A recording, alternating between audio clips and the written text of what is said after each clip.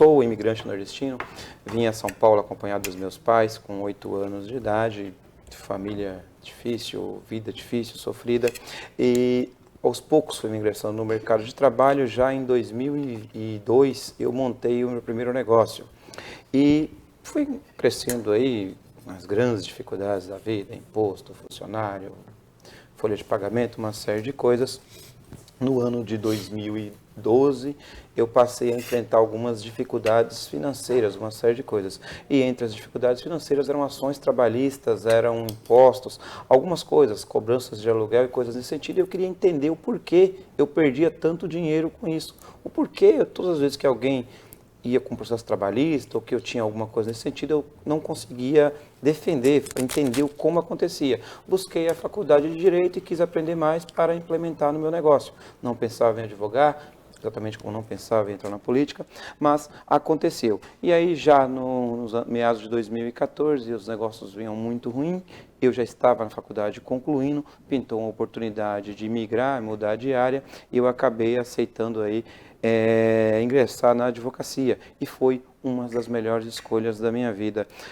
O direito, ele faz valer a vontade e assiste ali razão quando assim você estiver. Então são diversos casos que a gente se depara com circunstâncias que a gente entende, ou que o cliente chega lá que perdeu, acabou a vida, e a gente consegue com algumas palavras colocar o cara no lugar, pegar aquele processo, ajuizar e fazer a coisa acontecer. E aí nesse sentido a gente implementou diversas pautas. A minha especialidade hoje, eu sou pós-graduado em Direito do Trabalho, Constitucional e Penal. E aí passei a cada vez mais buscar mais conhecimento e entender, buscar jurisprudências e coisas nesse sentido. E, modéstia à parte, virei referência na Justiça do Trabalho, depois migrando para outras áreas. O exemplo disso é o segmento armamentista, onde no Brasil, modéstia à parte, buscamos entender tudo o que acontece, entender o porquê e a grande dificuldade de se ter no Brasil cidadãos que possam exercer uma legítima defesa,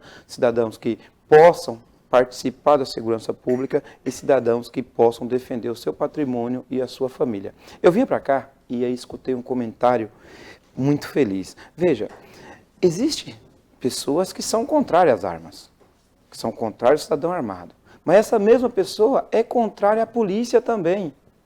Se você não tem uma arma, se você não auto se defende, se você é contrário a tudo isso e você também é contrário à polícia, quando você tem umas circunstâncias de emergência, você recorre a quem? Eu fiquei me perguntando, falei, pô, é verdade, esse cara é contrário a tudo, mas ele deixa de perceber que em determinado momento ele vai precisar de uma entidade. Se ele não tiver a possibilidade de se defender, ele vai precisar de uma entidade armada para fazer aquilo. E é isso que a gente tem que parar de terceirizar. Não podemos mais terceirizar a nossa segurança para a polícia, que nem sempre vai estar no local, que sempre vai chegar quando a coisa aconteceu. E o brasileiro tem que mudar essa conjuntura a respeito de arma. Gente, arma não mata ninguém. Arma não faz mal a ninguém. Nós temos que conscientizar que é a hora de mudar esse cenário.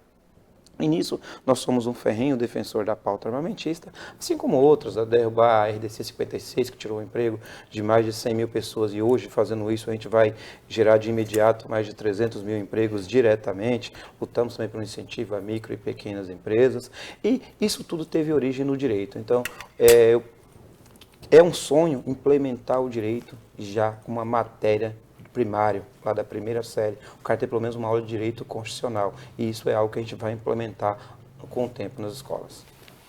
Tá certo. A gente vai fazer um intervalo e volta já já. E nós vamos entrar nesse segmento aí, dessa derrubada aí desses decretos aí por parte desses ministros politizados, né? Se é contra o Bolsonaro, vale tudo. Ou contra o governo Bolsonaro, nós vamos meter ferro nele. É isso que acontece. A gente volta já já, logo depois do intervalo, mas a gente está nas redes sociais. Vamos lá, mano. Seguimos com as interações através das nossas redes sociais aqui no YouTube do programa Café da Manhã, um canal chamado Pensando sobre Pensar, ó, reflexivo. Mandou: falta realmente candidatos com coragem para defender o que garante a nossa liberdade, as armas. A última barreira entre a opressão do Estado contra o indivíduo é o seu fuzil, liberdade. deixou aqui o posicionamento dele. Pode responder se quiser. Bom, vamos lá.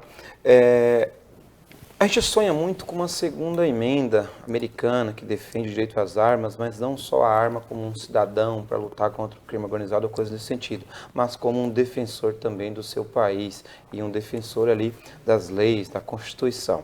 No Brasil é muito cedo para pensar nisso, mas quando você tira um direito do cidadão dele poder se igualar, e aí quando eu digo se igualar é a grande vantagem de um assaltante, de um bandido, de alguém que vem ali para deturbar tudo que você construir é uma arma de fogo. Tenha certeza absoluta que no momento que você se iguala a ele e ele sabe que você tem um poder de reação, ele sabe que ali ele vai enfrentar um nível grande de dificuldade, ele vai pensar duas vezes. Então sim, eu posso dizer que a arma de fogo ela é o jeito mais fácil, mais justo e o mais eficaz face à sua liberdade de defesa, de ir e vir e a liberdade da sua casa e da sua família. Um cidadão armado ele jamais vai ser escravizado.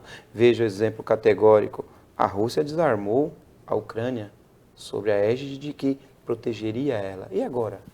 Dizimou a cidade? Dizem que a Ucrânia precisa de pelo menos mais 10 a 20 a 30 anos para reconstruir e algumas outras cidades não existe a possibilidade de reconstruir. E aí?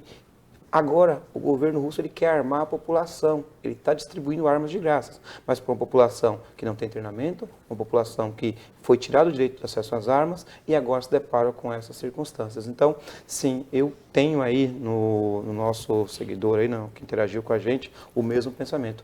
A arma é sim a primeira resistência e a arma é sim uma forma justa de se fazer igualdade, liberdade e assegurar sim o direito constitucional de todos nós.